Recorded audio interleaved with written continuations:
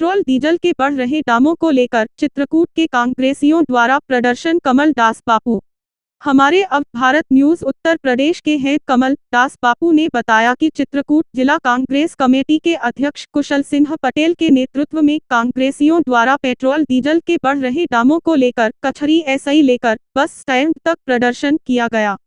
प्रदर्शन करने वालों में प्रमुख रंजना बराती लाल पांडे उपस्थित रहे।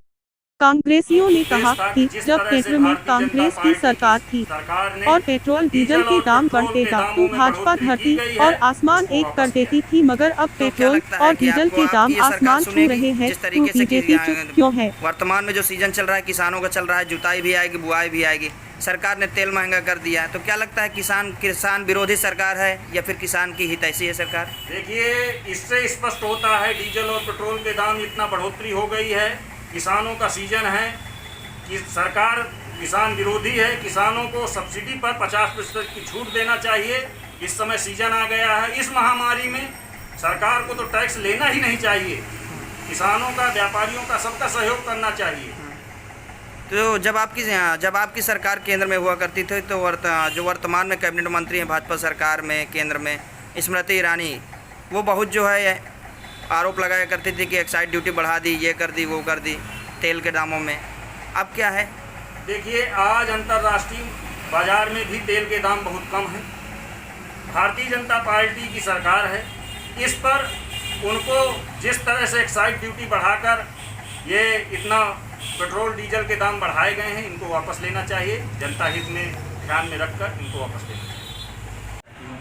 प्रियंका गांधी वाड्रा उत्तर प्रदेश की प्रभारी और हमारे प्रदेश अध्यक्ष अजय कुमार लल्लू जी के निर्देशन पर आज हम लोग सभी कांग्रेसी भाई और बहनें मिल करके ये जो इस समय भाजपा सरकार, जुमलेबाजों की सरकार, इस समय पेट्रोल और डीजल के दाम लगातार इस समय बढ़ाती जा रही है।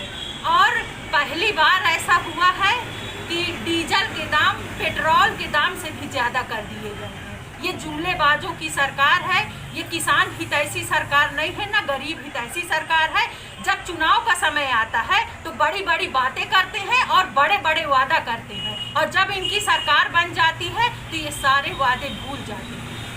तो क्या लगता है कि जब मनमोहन सिंह की सरकार थी तब तेल के दाम बहुत कम हुआ करते थे, तब यही भाजपा सरकार आरोप लगाया करती थी जब विपक्ष में थी। अब जो है केंद्र में भाजपा की सरकार है, आप लोग नहीं हैं, तो किस तरीके से देख रहे हैं आप लोग इसको? जब कांग्रेस की सरकार थी तब यही भाजपा के लोग तमाम कहा करते थे कि डीजल और पेट्रोल के दाम आए दिन बढ़ते जा रहे हैं, ये है जुमलेबाजों की सरकार। अब क्या कर रहे हैं? अब ये लोग कुछ नहीं कह रहे हैं, अब तो लगातार डीजल और पेट्रोल के दाम बढ़ रहे हैं। और ये जो स्मृति ईरानी जी हैं, यही अक्सर कहा करती थी, कहीं सिलेंडर लेकर प्रदर्शन करती थी तो कहीं डीजल पेट्रोल को लेके आए दिन प्रदर्शन करा करती थी। अब तो ये घर में घुसी बैठी हैं, अब नहीं ये बाहर निकल रही हैं जब लगातार दाम बढ़ रहे हैं। सरकार कहती है किसान सरकार की बहुत हितैषी है। अब बुआई का सीजन आ गया है, किसानों को हज़ारों और लाखों की तादाद में जो है लीटर तेल लगेगा। अब वो क्या है, जो 1 लीटर तेल है उसमें 2 रुपये बढ़ गया, तो इस तरीके से मान लीजिए 1000 लीटर किसी को लेना है तो इस तरह से सरकार को 2000 का फ़ायदा हो रहा है। तो क्या किसान की हित में है ये? नहीं, ये भाजपा सरकार न किसान की हितैषी है और न गरीब की, न मजदूर की, न व्यापारियों की, ये किसी की हितैषी सरकार नहीं है इस समय। और तमाम ये सरकार पूरी